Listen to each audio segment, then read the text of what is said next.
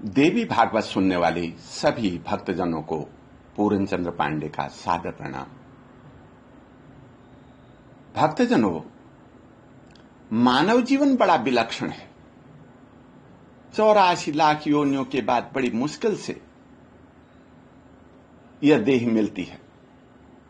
पशु, पक्षी, कीट, पतंग आदि जितने भी प्राणी हैं, यह अपने रहने की व्यवस्था, खाने की व्यवस्था, संतानोत्पत्ति आदि अनेकों काम मनुष्य की तरह करने में सक्षम है। मनुष्य में इन सबसे अलग एक विशेष गुण है, वह है परमात्मा की भक्ति। मां भगवती जगदंबिका की उपासना। मां भगवती जगदंबिका सभी प्राणियों के अंतःकरण में माया के रूप में बसी है। इस माया में अनुपम शक्ति है। जगत में कोई भी ऐसा प्राणी नहीं है जो इसके प्रभाव में न आया हो।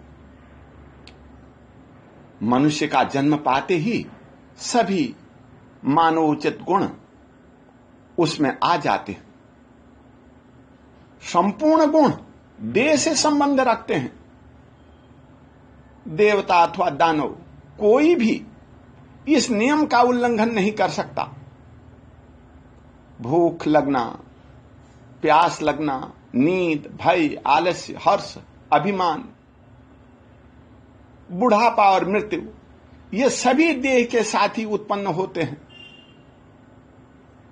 भगवान श्री कृष्ण भी मानव का शरीर धारण करके धराधाम में पधारे थे। उन्होंने एक मनुष्य की तरह सारे कार्य संपन्न किए। पैदा होते ही वह कंस के भय से गोकुल पधारे। नंद जी के घर में यशोदा ने उनका पालन पोषण किया।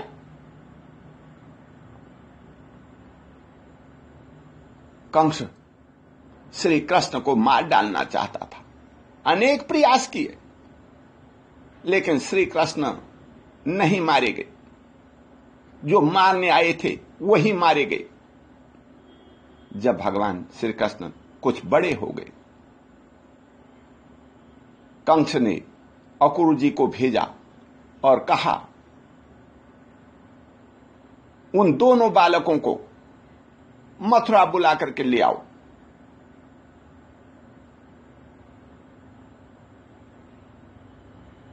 अपने बल और पराक्रम का परिचय देते हुए श्री कृष्ण ने महापापी कंस को मार डाला। अपने दामाद कंस के मारे जाने पर जरासंध क्रोधित हो गया। उसने मथुरा को घेर कर श्री कृष्ण तथा बलदेव और तमाम मथुरावासियों को मार डालना चाहा। जरासंध से भयभीत होकर के श्री कृष्ण तथा मथुरावासी द्वारका चले गए। रुक्मिणी श्री कृष्ण को अपना पति स्वीकार कर चुकी थी, लेकिन उसके पिता और भाई उसका विवाह कहीं अन्यत्र करना चाहते थे। रुक्मिणी की इच्छा अनुसार भगवान को उसका हरण करना पड़ा।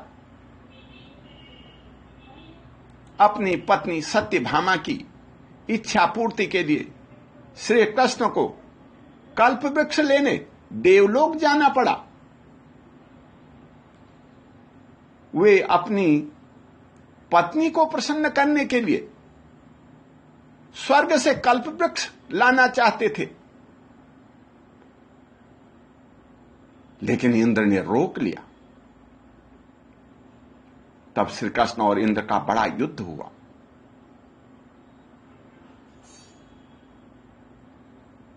जो भी इस मनुष्य शरीर को धारण करता है उसे लड़ना भी पड़ता है।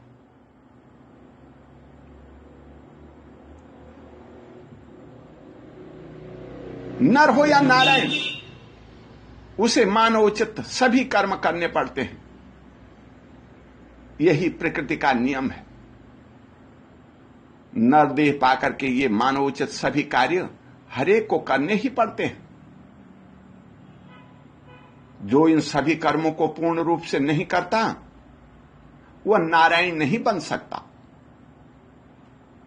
सामान्य मनुष्य रहता है और सामान्य से भी नीचे गिर करके नारकी योनियों को प्राप्त होता है। इसलिए अपना कर्म हर एक को नियम अनुसार करना चाहिए। स्त्री स्वभाव भी बड़ा विचित्र है।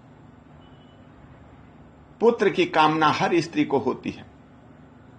अगर वह कामना न करे तो संसार ही खत्म हो जाए, धरती पर कोई जीव ही पैदा न हो।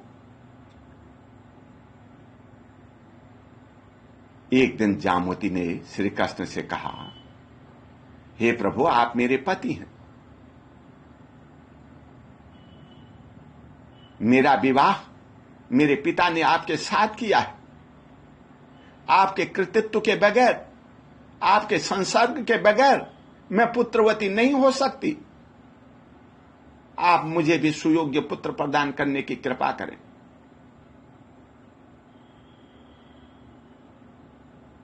स्त्री संसर्ग के बाद भी जब जामवती ने गर्भ धारण नहीं किया तो भगवान श्री कृष्ण बहुत चिंतित हुए। अब क्या करूं, कैसे पुत्र होगा? भगवान शिव और महामाया पार्वती ही ऐसी हैं जिनकी कृपा हो जाए तो पुत्र प्राप्ति अवश्य होगी। क्यों न उनकी तपस्या की जाए। इसी विचार को लेकर के तपस्या करने के लिए वे पर्वत पर चले गए। एक ऐसे पर्वत पर जहां पर उपमन्यु पहले से ही विराजमान थे, तपस्यारत थे। पुत्र की इच्छा करने वाले श्री कृष्ण ने उन महाभाग मुनि को अपना गुरु बना लिया और कठिन तपस्या करनी शुरू कर दी। भक्तिपूर्वक तपस्या करने पर भगवान शिव प्रसन्न हो गए, मां भगवती भी प्रसन्न हो गई। दोनों बैल की सवारी करते हुए वहां आ पहुंचे जहां पर भगवान श्री कृष्ण तपस्या कर रहे थे। उन्होंने श्री कृष्ण को संबोधित करते हुए कहा, हे श्री कृष्ण, तुम्हारी 16,050 स्त्रियां होंगी। प्रत्येक स्त्री के 10-10 बालक होंगे। सब में असीम बल होगा। इतना कहकर भगवान शंकर चुप हो गए। तभी भगवती पार्वती उनसे कहने लगी, इस जगत में मानवों के सिरमौर बनकर के तुम विराजमान रहोगे। तुम्हें उच्च श्रेणी की गृहस्थी प्राप्त होगी, उच्च श्रेणी का सुख प्राप्त होगा। 100 वर्षों तक तुम सुखमय जीवन व्यतीत करने के बाद ब्राह्मण एवं गांधारी के शाप से तुम्हारे कुल का संहार हो जाएगा। शाप के कारण तुम्हारे सभी पुत्र आपस में लड़ करके नष्ट हो जाएंगे। हे प्रभु, यह आगे का कार्यक्रम पहले से ही निर्धारित है। इस विषय को लेकर आपको कभी चिंतित नहीं होना चाहिए। तुम भी अपने भाई बलराम के साथ अपने धाम में पधार जाओगे। इतना कहकर भगवान शिव मां पार्वती सहित अंतर्ध्यान हो गए। देवी भागवत का यह प्रसंग सुनने और समझने योग्य है। देवी भागवत की यह कथा बताती है,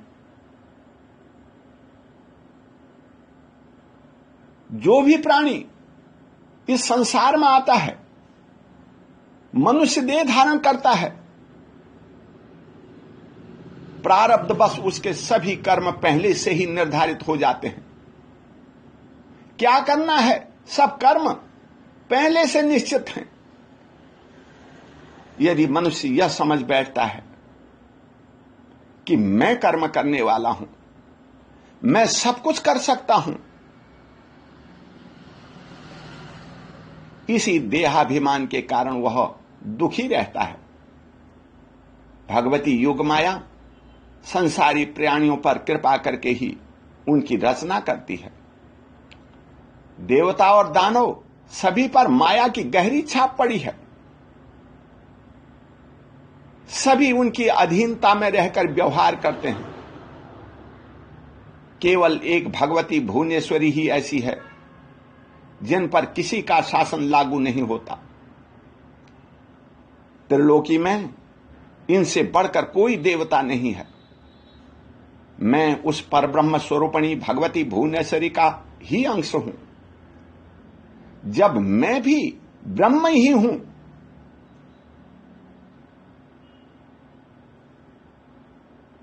तब मेरे पास क्लेश कैसे आ सकते हैं। यूं अभेद की कल्पना करके सबको उन भगवती जगदम्बिका का ही उपासना करनी चाहिए।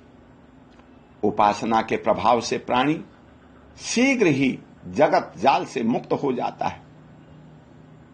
अन्यथा करोड़ों कर्म करने पर भी मुक्ति नहीं मिल सकती। जो मां भगवती के इस उपाख्यान को सुनता है, संसार में आकर के जो भी उचित कर्म है उन कर्मों को सुचारू रूप से करता है,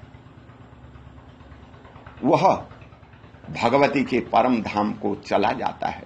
ओम शांति। बोल जगतियां ज्योता वाली माता तेरी सदा ही जय।